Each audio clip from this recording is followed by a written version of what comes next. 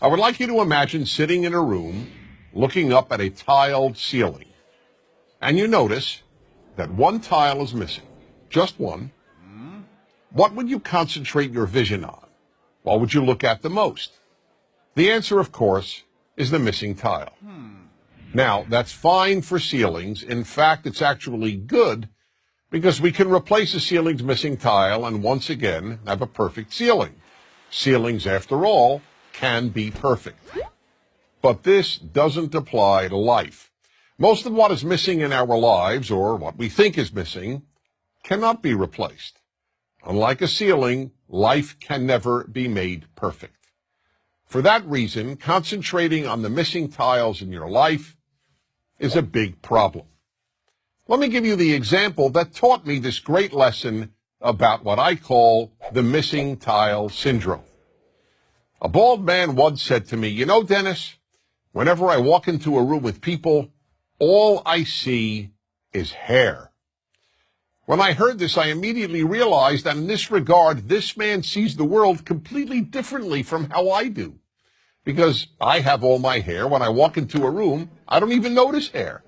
It's not a missing tile for me. But for this person, hair is what he sees. This applies in some way to everyone.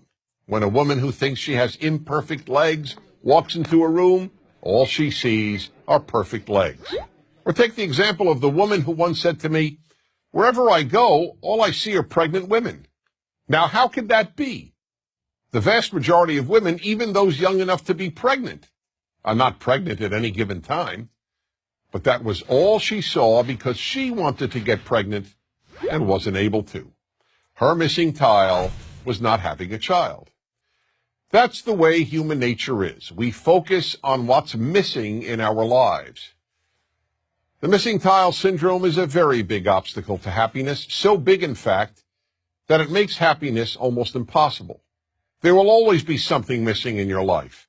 When you see other people's kids, you'll think you see tiles that are missing in your own children. Gee, why can't my kid study as hard, or be as polite, or be as bright, or be as good-looking, or be as athletic? The same holds true regarding our spouses, our work, our looks. The list is endless. I'll give one more example.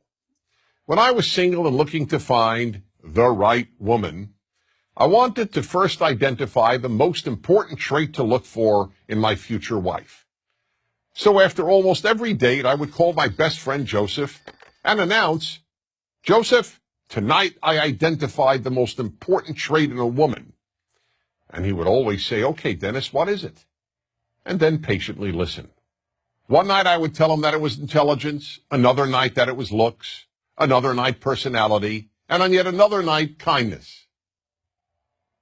One night, as usual, I called him up after an evening out and said, "Joseph, I finally figured out what the most important trait in a woman is." But this time he didn't say, "Okay, Dennis, what is it?" Instead he said, "Don't tell me, I'll tell you."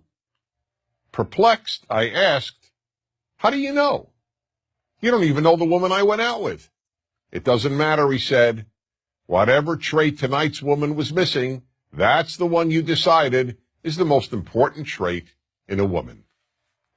I could say nothing. He was right. Whatever that night's date was missing is what I would declare the most important trait in a woman. I hadn't yet come up with the term missing tile syndrome, but that is exactly what I was suffering from.